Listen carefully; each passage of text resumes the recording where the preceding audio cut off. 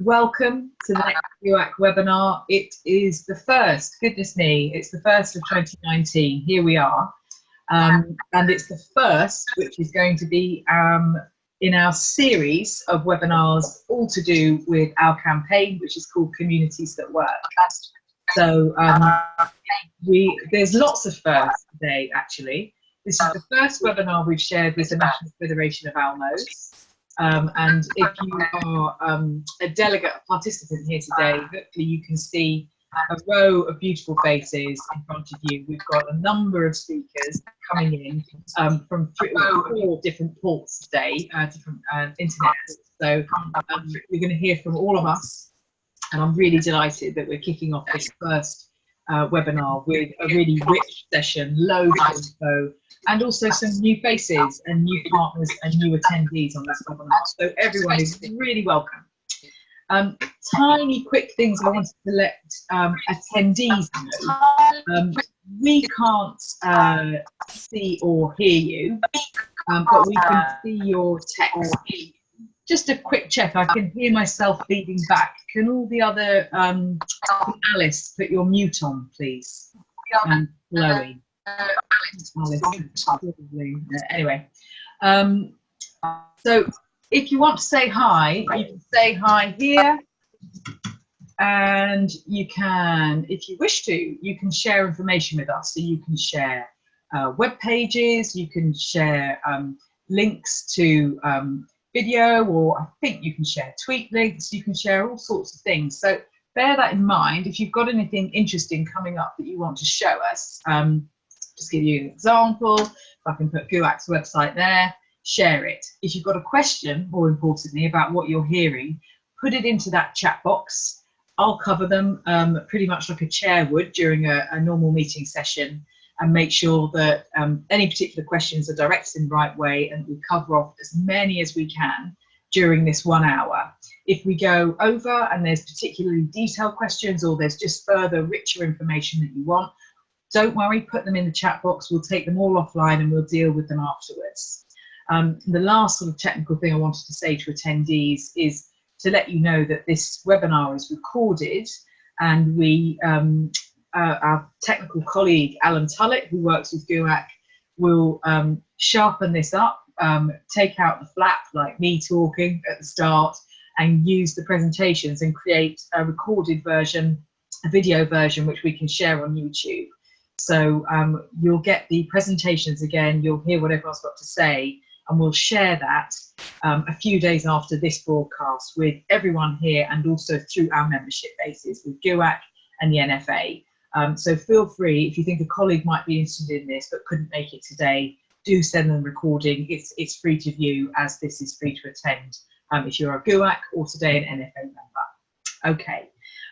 Real quick ones from me, because we've got some new attendees and new guests in. GUAC in a nutshell is a national membership body, and we have close ties to the Housing Federation, but we're not affiliated in any way, so we are our own company.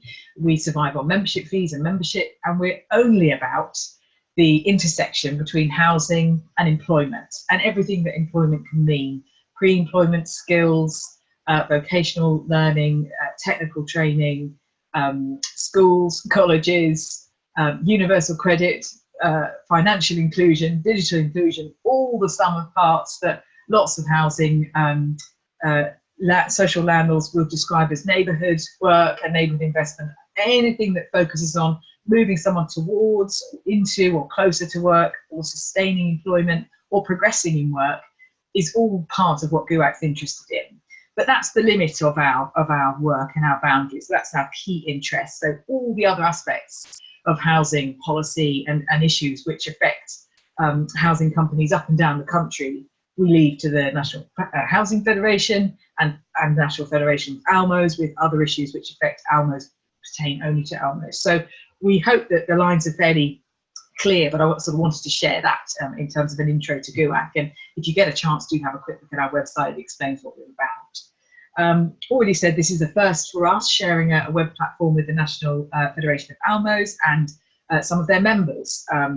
So we will hear from Chloe, we'll then hear from Alys at Lewisham Homes, and Diane and Claire at Northwards Housing and YES, respectively. So we'll go in that order.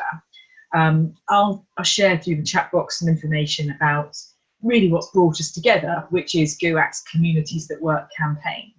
That launched at a really good reception event at the very end of November last year. We had the Minister for Employment, Alok Sharma, there. We were really pleased about that. He's standing foursquare behind the campaign. We had a subsequent meeting with him on Monday this week, and I'm pleased that he's on board with it, of course. But it's really about driving our members to speak for themselves and make the case for the incredibly important investments that the social housing sector is making in supporting tenants and residents in our communities towards work. So of course we're talking about working age tenants and residents here. We're not talking about either side of life there. But there's a lot of work to be done. We know employment statistics are at a record high, I think, since 1975. And that says something about the labour market, but we also know that there is a hugely disproportionately high number of social housing tenants and residents right across the piece, with a whole range of issues in life and complexities and challenges, who are disproportionately unemployed at working age. To some research and statistics, at least 4 times as likely to be unemployed as another person in another tenure up and down the country. So that for us is stark. Feels like people are being left behind, and it feels like a lot of them are our tenants and residents. So really that's why GUAC exists, and the Communities That Work campaign is about raising the profile of the work we do, gaining greater national and crucially local recognition across our stakeholder partners, politically, and commissioners and others, training partners, employment services, etc., and making that case to work together, be recognised and be understood. So that's what we're all about. We were delighted when the National Federation of ALMOs could join that campaign, which we announced early January, just a couple of weeks ago, with a press release, and we're going to be working with them through the campaign, and I hope with their members. So absolutely delighted that you're there and you're here on this webinar today. So we've got some new perspectives, and I hope that you'll say hi and have some interesting questions for us. I'll send some links as we talk towards the end for the main pages of the Communities That Work campaign. I'd urge anyone who's interested to look at our social media competition, and a quick preview announcement ahead of Monday, which is when we actually announce it. We have a judging panel forming for our social media competition. I'll send everyone the link to that competition, and the panel is going to be announced over the coming weeks and months, leading to Communities That Work Week, which will be May 20 to 24, and the competition deadline is the 1st of May. So take a look at the link I'll send you for the competition, see if you're interested in entering. It's super simple to enter, and the judges are going to be comprised of about 8 individuals. We've got some really exciting names coming up, and the first 2, which we're going to announce on Monday, so preview here, is the wonderful Chloe Fletcher, who I'm about to hand over to, from the National Federation of ALMOs, director there, and Mark Lawrence, the editor of 24 Housing. We're expecting some more names to come in the coming few weeks from the political landscape, as well as other sector mover and shakers, but they're going live on Monday in our GUAC news, so do sign up to that. I'll send you a link to that as well. Okay, that's more than enough of me. I'll go to mute so you can't hear anymore, and I'll turn my video off so that you don't have to look at my lovely face anymore. And I'll hand over to Chloe, who's going to take us through some slides and some info about why they came to Communities That Work. Please take any questions in the chat box, and then we'll move through our speakers to the conclusion of the webinar. Thanks. Over to you. Thank you. Good morning, everyone. I'm just going to share my screen with you all so you can see my, hopefully everyone can now see my first slide, Yes. and I'm good. I'm going to be talking about the work that ALMOs have been doing, and I'm just going through to the next one, which shows you, oh, that's not working. There we are. So this is what I'm going to be talking about today. Background to both the NFA and ALMOs, for those of you who are on here who aren't actually ALMOs and know all about us and me in particular. Explain a little bit about why we signed up to GUAC's campaign, and what wonderful work we think they're doing, and why we think our members should be involved in their campaign and their work. A little bit of history around what ALMOs have been doing really on worklessness in this space, and then just on a couple of case studies that aren't going to be talked about in the future. Very quick introduction, and finally ending with a link to our Improving Lives publication, which I would urge you all to go and download afterwards and have a read through, because it gives you a real flavour of some of the sort of wider work that my members do in this space and other kind of social enterprise stuff. So moving on, for those of you who don't know, ALMOs first established in April 2002 now, so we're quite old, to provide housing services on behalf of the local authority. They are completely owned by their local authority. They aren't for profit. Everything that they make goes back into their community or their council work. We now have 31 ALMOs across England, and that ranges from Cornwall down in the southwest up into Newcastle in the northeast and everywhere in between. So we have quite a nice range of both urban and rural and geographical spread. Our ALMOs are housing companies that are set up under the local authority. They have their own independent boards. Typically, those boards are made up of a third tenants, a third councillors, and a third independent kind of professionals, either finance, legal, housing, that sort of thing. And those boards have the oversight of their organisation's strategy and performance and direction of travel. So they're very rooted in their communities. They have incredibly close links with their councils, as you would expect. And so that's why, in some ways, that they're really well placed to take on this agenda. And I'll talk about that a bit more later. Just so you know a little bit about us, I'm the Policy Director of the NFA. The NFA, the National Federation of ALMOs, is the trade body that represents every single sort of housing arm's length management organisation across England. As I said before, we represent all of those 31 now, which covers around 420,000 council homes across the country. We provide advice, support and information for members, as well as doing a lot of high-level policy lobbying and negotiating with government to keep ALMO voices heard by MPs, ministers, civil servants and the wider world. And part of our work that we do is around worklessness, and really pleased to be joining GUAC campaign and supporting that as much as we can through our membership. So on the 8th of January, as Lynsey said, we pledged our support. That was my birthday, so I will always remember that as a very good day for everyone. We really loved the work that GUAC was doing, could see that our members' work really tied into exactly what they're about. Their campaign seeking to raise awareness of the work that our members are already doing, and hopefully we will encourage more social landlords in all sectors to take this on where they're not doing it already. Because actually our ALMOs have been doing this since at least 2009, and I apologise to any ALMOs who started before that, but when I started looking through my records, 2009 was the first time we did any work at the NFA around that.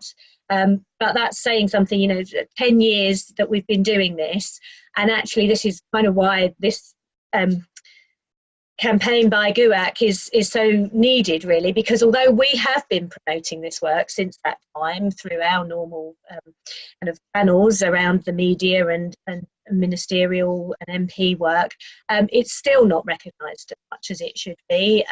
We've had a lot of change, obviously, in that time, and keeping awareness amongst politicians is an ongoing job. But I think this particular campaign is a really fantastic way of doing that, and I think will be particularly effective this time round. So just to give you a bit of background on ALMOs tackling worklessness, as I said before, because they work so closely with their parent councils, because they are, in fact, a member of that local authority family. They are very closely tied in with the council's strategic aims, the issues that are within that community. They only work in those one local authority area, so it makes it quite a bit easier, I think, to focus purely on one local authority's agenda and go with that and work out where they can support those objectives. And many of our ALMOs have done a lot of work just looking at the issues within their communities. And as Lynsey said, you know, it's no surprise that they found long-term and youth unemployment being a particular issue in some areas, which other agencies weren't being able to tackle and often require a very personal approach. And I think that's where our members and others across the housing sector can provide something that either the job centres or other maybe private companies working for DWP aren't quite getting there. We're kind of the ones who can reach those harder to reach people and parts of the community. They're also, because of their position within those communities, able to articulate the difficulties for certain sections. So, example from one of our members was that some of their tenants weren't getting access to the local further education colleges. And actually they noticed this wasn't an issue just for one tenant, this was actually a broader issue for many of their tenants. So actually they then used their clout within the local authority area, within that sort of local political network, to go and talk to the FE college heads and say, this isn't working, can we change things? Other training organisations, and actually get stuff, tackle barriers and take them down where they were stopping some of the people who really needed those services accessing those services. So across our ALMO network across the country, 70% have initiatives to tackle unemployment. 65 have apprenticeship schemes, so are tackling them very directly through their own workforce. And that's given 254 apprentices opportunities to be employed across the sector. That was at our last count last year. We're actually in the middle of doing our annual survey at the moment, so we should have some updated figures later next month. But at the moment, that's what we've got, and I'm hoping that will have increased as we carry on talking about it. One of the newer elements that came through in last year's annual survey was that 7 of our members also now offer support and advice to tenants who want to start their own businesses or who are self-employed. So it's a slightly different set of skills or training that they might need to run their own small business, or know how to do their accounts and various kind of challenges around being self-employed. But that's certainly a growing area within our workplace environment these days, and I think something that other ALMOs will start doing more and more across the next year or so. Taking you back really just for a little history, back to that first example that I was aware of as part of the NFA. That was back in 2009 when Derby Homes started an innovative home to work scheme, and it actually won an award, one of our NFA awards that year. And as far as we knew at that time, it was one of the first ones, certainly in our sector, that we were aware of. That was a 4-week work experience program, helping people develop transferable skills, working on their CVs, and trying to help them then get another job. In that year, they helped 17 unemployed residents, and at the end of the year, 6 were in work, 4 were volunteering, and 7 had identified where they actually needed to do more training to fill in their gaps. And I'd say from that point onwards, more and more ALMOs have just carried on thinking about what they could do within their particular area to help their communities tackle worklessness and help get them on a journey to improving their work prospects. This is just a little picture of all of the ALMOs that I know at the moment who have got schemes. There are, I'm sure, a lot more. I was just going through our records, so we've got a nice spread of really good schemes going on across the country.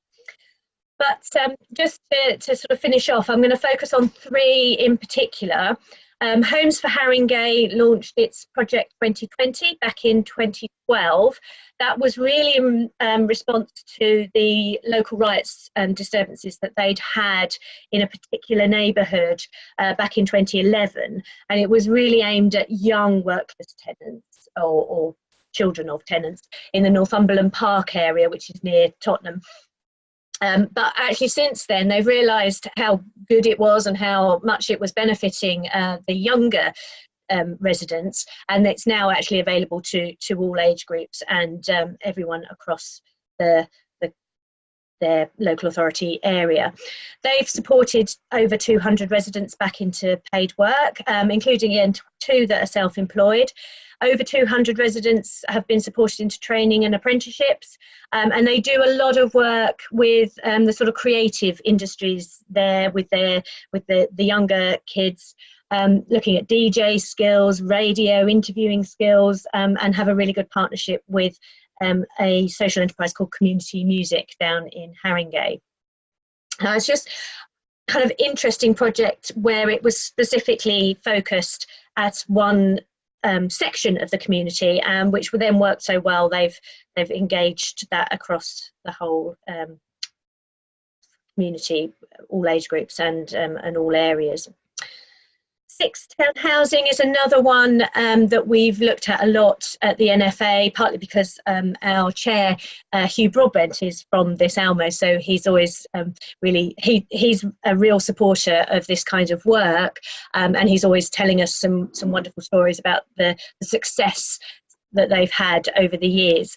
They launched their Steps to Success back in 2014 for all of their tenants, and they really try and help people who are very far away from the job market, as well as helping get them into apprenticeships and work experience. They're seen as an employment broker in the neighbourhood, putting people forward and helping them get to a position that they can then apply to other companies.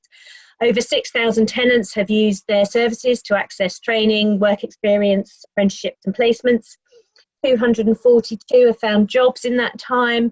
Over 1,700 have taken courses, and they estimate their social value of their work to be over £7 million. So just, I think what really struck me when I first heard about this scheme was the way in which, again, is the personal approach. The team of people that work in this area were, in one case study, literally knocking on somebody's door to get their kid out of bed, a young teenager who's not in school, not in employment or education, and actually needed a lot more support than most people recognised right at the beginning to get them to feel confident enough to even try to get a job or try to get training. And actually it was the team in this project that actually got them literally out of bed down to the project centre to then start talking and being mentored and supported for 6 to 8 weeks, that then meant that they were willing to go on to do training. And I think the job centre can't do that, other people can't do that, and actually that's where the value of ALMOs and other housing landlords, social housing landlords across the country, can be seen, is that actually we can do that. We're on the ground and we have the sort of moral and objectives in our makeup. We're there for the community, we want to make things work, and actually they will go that extra step to make sure things do happen where nobody else has been able to have that success. So finally, my last little case study was from Cheltenham Borough Homes, again a rural sort of southwest ALMO, quite small, but they developed a community development approach with their local authority and their wider county partners. Again, they started back in 2009 with this sort of approach, looking at how they could complement their existing welfare and benefits service, because what they realised was a lot of that was being driven by the lack of a job or the lack of certain skills to get a job. And so they run a variety of different things across the board and work with anybody they can within the area. But last year, for example, they ran 3 6-week employability workshops, reaching 43 people. Again, that's, you know, at the very early stages of getting people into the place where they will be ready for work. They run work clubs weekly for tenants, and they work with adult education in Gloucestershire to deliver ICT courses, which so far, well, last year were completed by nearly 100 people. So that's kind of the sorts of, just a little example of different things that different ALMOs are doing across the country. You will hear now in more depth from both Lewisham Homes and Northwards Homes and YES about what they're doing. But I would urge you, oh, sorry, I forgot. I was going to talk about LEAP as well. Wolverhampton Homes have had a great programme called LEAP, Learning, Employment and Achievement Programme, since 2012. So that programme actually has a lot of little projects underneath it. In 2017, they launched a particular one for youth unemployment because they'd realised that they had a particularly high level of youth unemployment, double the national rate, but even higher than the black country rate, which is actually very high anyway. So they realised they really needed to do something in their city area. They've worked with their council and launched that youth employment impact programme.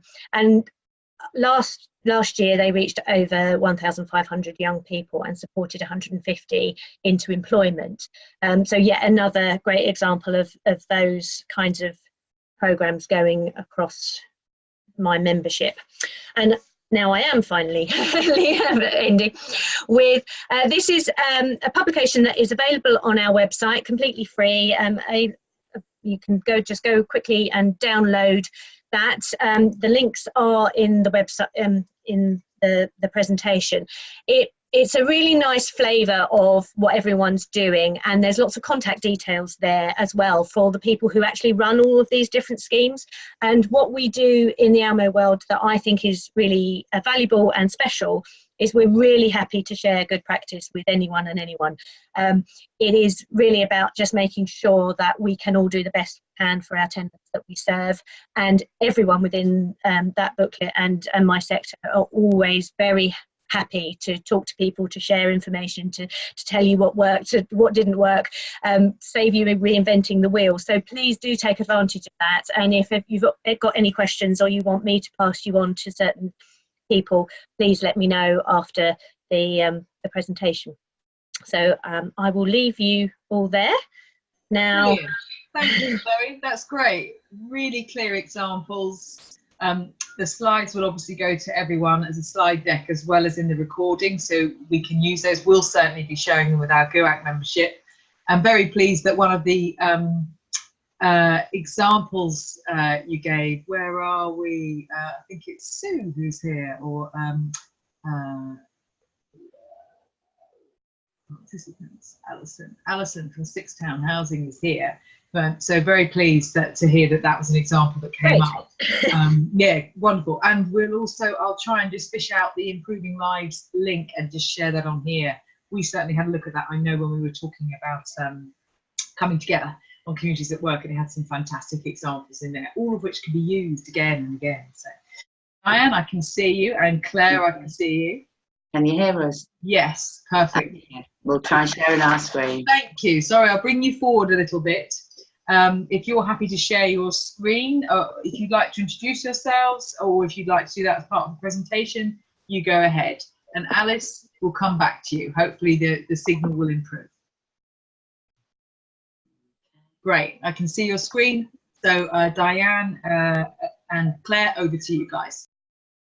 Okay, I'm not sure the video is going to work. That's the only thing. Just let me escape that because we've not come up with that.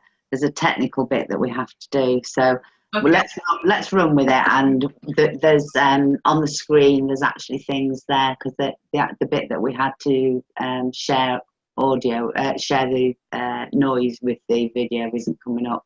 So we'll just start with this and see how we go. Okay. Okay, so I'm going to hand over to Claire. Hello, good morning everyone. Hello, my name's Claire Tyrrell. I'm here representing Northwards Housing today. We were formed as an ALMO in 2005, and we're one of the largest landlords in Manchester with approximately 13,500 homes. YES was then founded in 2013. We funded that jointly with our City Council, Manchester City Council. YES stands for Your Employment Service, but we like to use the abbreviation of YES as it sends out a simple and a very positive message. We established as a community interest company with Northwards as the sole member. Several reasons for creating YES. Fits in very well with our values, which are putting people first, spending money wisely, and supporting communities to be successful. And therefore it was the right thing for us to do for our tenants and the wider North Manchester community. We're not just about our tenants. Our first centre opened in the area of Newton Heath, which is the east of our area, which had a 10% unemployment rate and 50% of people claiming housing benefit. We knew that many of our residents were going to be affected by welfare reform, so we wanted to be prepared to help them.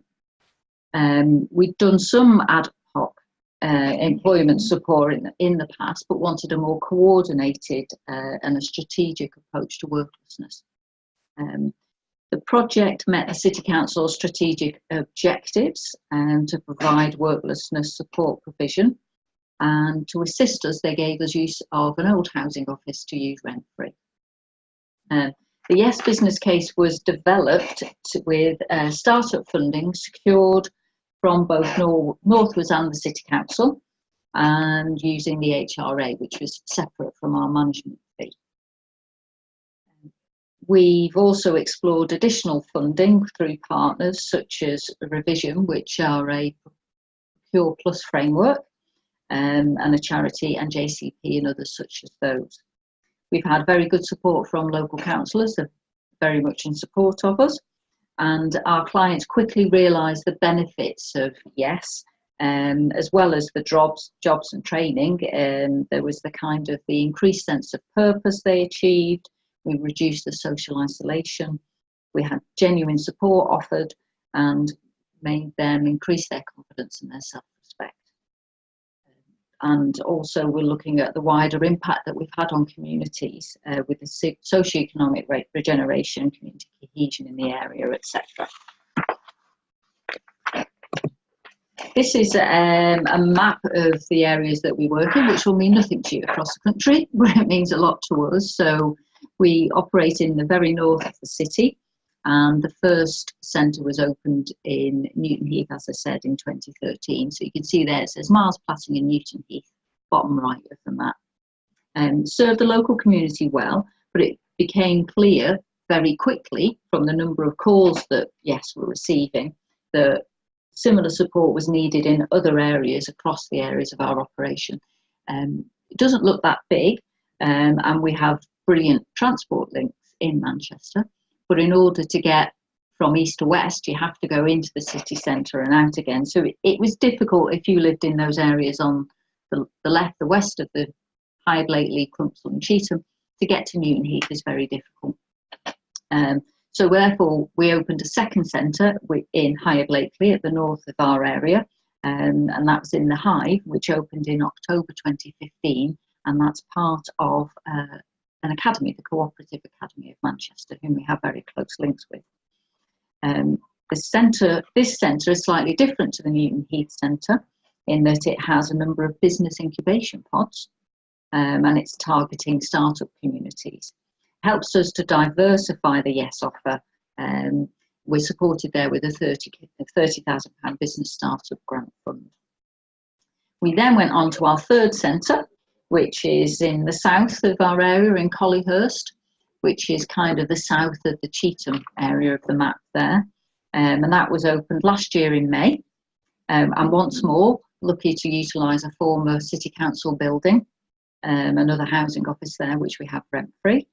So this centre also complements the big local community development plan for Collyhurst, which links to Manchester's Northern Gateway regeneration proposals. It's a major regeneration area for the north of the city with new homes, related employment opportunities in the area.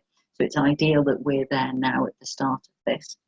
And additional to this, we try to increase our geographical impact with an outreach centre at a football club, FC United of Manchester, and that's in Moston, which is there at the far east of the map. And we have weekly drop-in centres there. I'll just hand over to Diane now for the rest. Thank you, Claire. YES's vision is to build confidence, drive ambition, and inspire people to be the best that they can be. We're governed by a board comprising of 2 Northwards people, 2 people from the City Council, and recently we've added to that board 2 independent members. We've got quite a small team. They're not quite all there, but we've got 3 advisors, 1 in each centre, 2 people who are providing digital one-to-one support to our clients. We have a coordinator and someone doing our business development, including work with employers, and myself. We do have lone working issues, and we need to make sure the cover is really, really good. And I think one of the things that we learnt was about making sure that we get the right support from our organisation Northwards and what those arrangements are. We describe ourselves a bit of a job club with knobs on, really. So we're looking at skills, opportunities, jobs. We do pre-employment, volunteering, training. We give wider social support. And I will talk a little bit about partners, but things like food banks, money advisors. We very soon became a community hub, and there were just so many barriers to employment to be tackled. Our centres are, 2 of them are full-time drop-in, and 1 of them is a part-time drop-in. So these are our centres. What we try and provide is a positive and supportive environment for all clients. I think one of our key things is about not being judgmental, and really giving people tough love, but also a bit of TLC when it's needed. We're open to all ages, and our clients are split across all age groups. We've around about 20 computers in each office, and it's the biggest digital offer in North Manchester. We match this with digital support and training jointly with Northwards, and also on a one-to-one basis. We've got Wi-Fi in all our centres, so people can bring in their own equipment and we can train them to use that properly.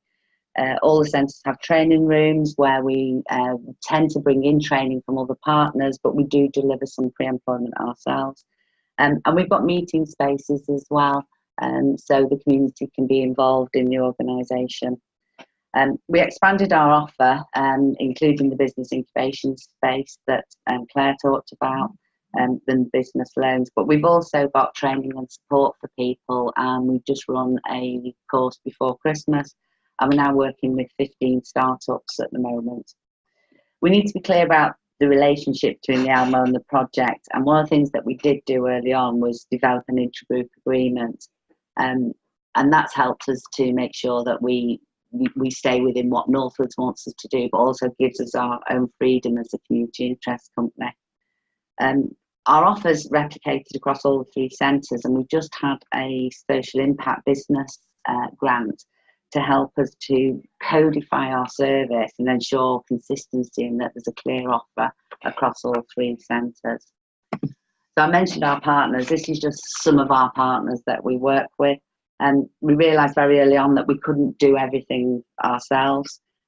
So we've worked with colleges, bringing them in to do courses, mental health services. It's a major barrier to employment. So we've got a number of them working from our offers. And I think one of the things that's really important about that is people will come to our centres because they trust us. And so they will come and see other organisations. We listen to what our clients tell us, and we do have a client group, and we do surveys annually, and we look at the wants and needs of the clients and adapt our partners to meet that. It is a tailored support, not one size fits all.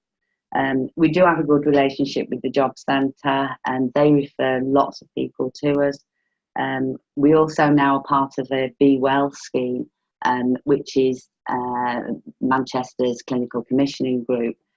It's a social prescribing service, and we have a dedicated worker to help their people to get back into work.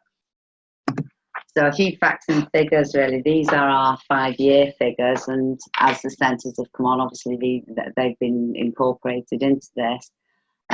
Everyone registers online, and it's quite often their first introduction to a PC, so it helps us to assess them.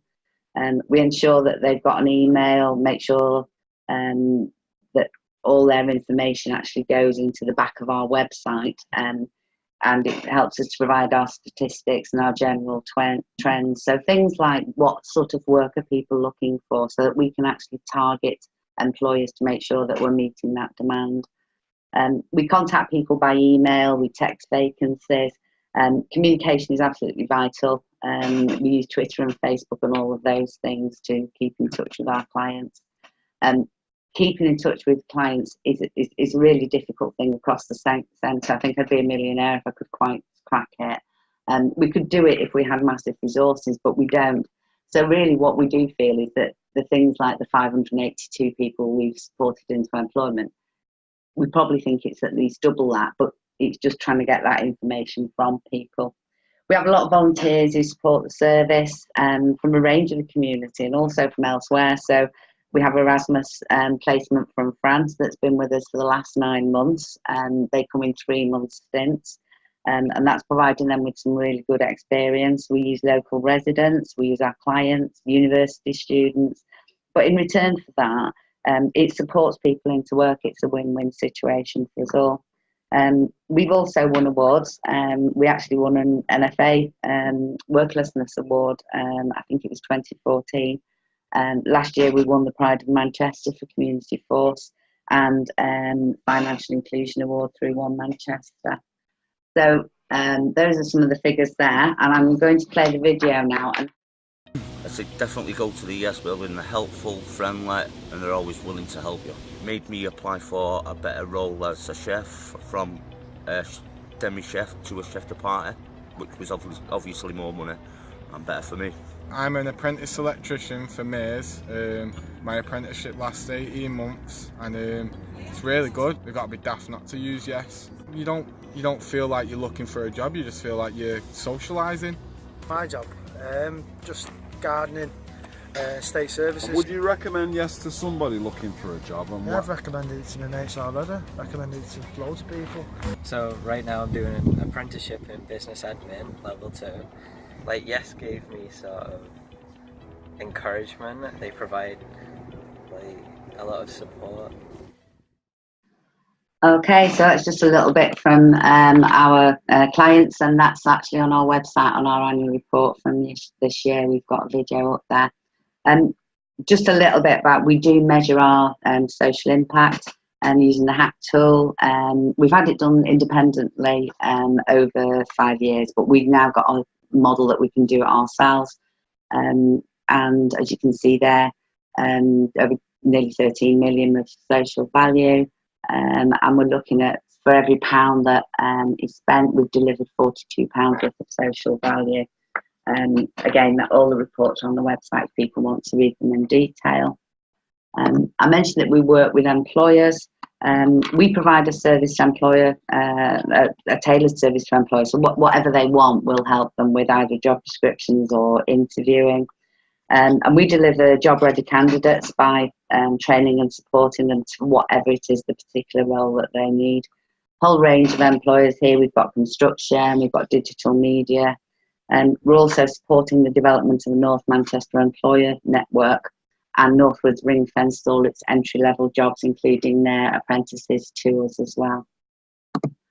So I was asked to talk a little bit about lessons learnt.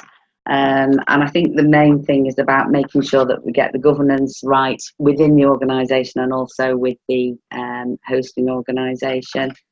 Core funding is difficult. We've been on annual funding. We're just moving to 2-year and hopefully 3-year, and that helps us to manage the business better. I think they don't underestimate the demand for the service. We need a lot of resources. You can see from one of the earlier slides, we can see over 100 people across the centres in a day. I think working with partners is absolutely key, and it's about not being precious with the results and share the good news. Using the website as a useful tool, And things like the brand, we established that early, and I think that was important because it's recognised and trusted across North Manchester now. And I think staff are absolutely crucial to it. It's about having the right environments, them being passionate, committed, flexible, and willing to learn new skills as the environment changes. Things like universal credit coming in, we've all got to move quite quickly to be able to know how to support our clients the best. So I'm just going to hand over to Claire now to complete it. Hi. So we've kind of recognised that the community interest company model is restricting YES, and mainly in the form of restricting longer term funding that's available. So we've kind of been working now on a charitable model, which will create more opportunities for funding, and it'll also save YES money by reducing business rate, corporation tax liabilities, etc. The board has agreed that now, and we're just kind of waiting on final council support for that, to have that going quite quickly. So we're hoping that that will all be completed in 2019. We're committed to continuing the funding with in-kind support such as finance, HR, ICT, etc. Because pretty much we recognise that it's a beneficial arrangement to both of us, to both Northwards and YES, and ultimately to the community that we're in and very much part of in North Manchester, and our tenants as well. Fantastic. Thank you so much. Thanks, Diane and Claire from Northwards Housing and YES from Northwards Housing, respectively. So there's lots of award winners coming through on the examples that have come so far from Chloe, listing a few, and from the presentation we just heard. So I urge everyone again to look at that Communities at Work competition. I'm sure you've got some great assets and existing examples to use there. I'm looking at time and thinking, Alys, if you're still there, we can still see and hear you, just come on your video rather than trying to start the presentation. I don't know how, I can't get on my video. It suggests it's on. Okay. What I was going to suggest, Alys, given the time, is actually that we use your presentation and contribution at the next webinar and roll it in. Fine. Yeah. Because I don't want to rush it in the last sort of 5 minutes. And I've seen your slides, know they're good and worth seeing. So if you're happy with that, I'll contact you offline and we'll basically parcel that into the next webinar. Is that all right?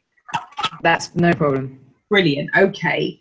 I've just been checking the chat box as well.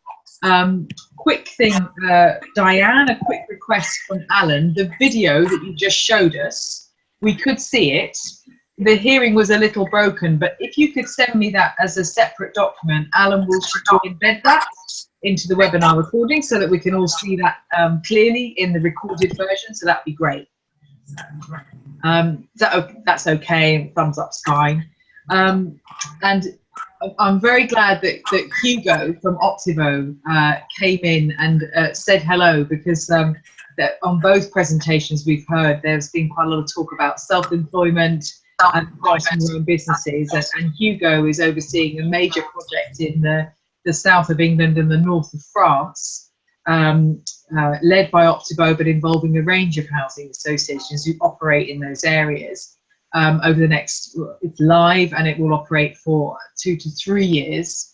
And I think there'll be lots of lessons that come through that project. It's Hugo, correct me if I'm wrong, it's just over £8 million project, which is aiming to reach thousands of people. So I'm very glad that Hugo's connected to some colleagues from the National Federation of ALMOs who are here today.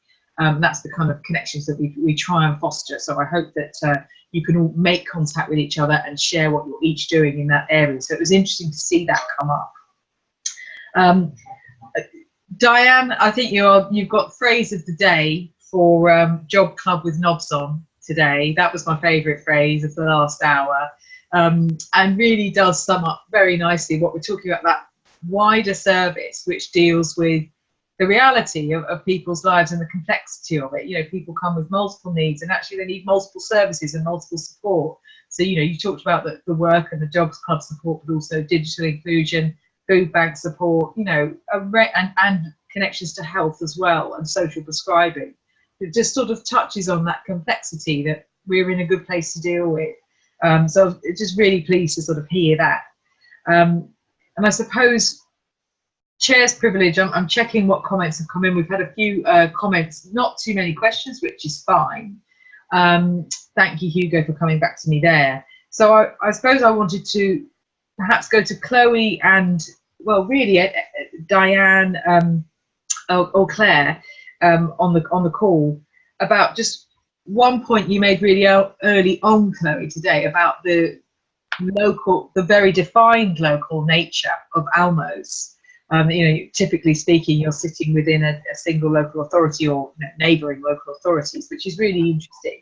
So what I wondered is, in that context, do things like localism and especially devolution in terms of devolved budgets, and possibly looking forward to things like the UK Shared Prosperity Fund, which may come to replace European social funding and which may be driven through local authorities to be confirmed, or indeed local enterprise partnerships, which are closely aligned to local authority boundaries. So those thoughts were in my mind as a new question for me about what's your view of devolution and localism? Is that warmly welcomed? Is it cautiously welcomed? Just how do you see it? I think it's warmly welcomed by most of our authorities. It is playing out differently in different areas, so there are more successful areas, and actually Manchester is one of the successful areas. So it'd be interesting to hear from Diane and Claire actually on what they're doing in terms of the devolution. I think it's a double-edged sword. You don't want to get too big and lose your community focus, but where you can draw in partners and bring those into the areas that really need it and help, I think it's fantastic, and actually linking that up, and either ALMOs or local authorities or a big RSL in an area being that sort of key stakeholder that then brings everyone together. And even if that's also local smaller landlords, one of your, you know, the biggest landlord in the area being the sort of hub, and then bringing everyone else in, I think is really useful. And prevents that sort of duplication of effort that we sometimes get involved in.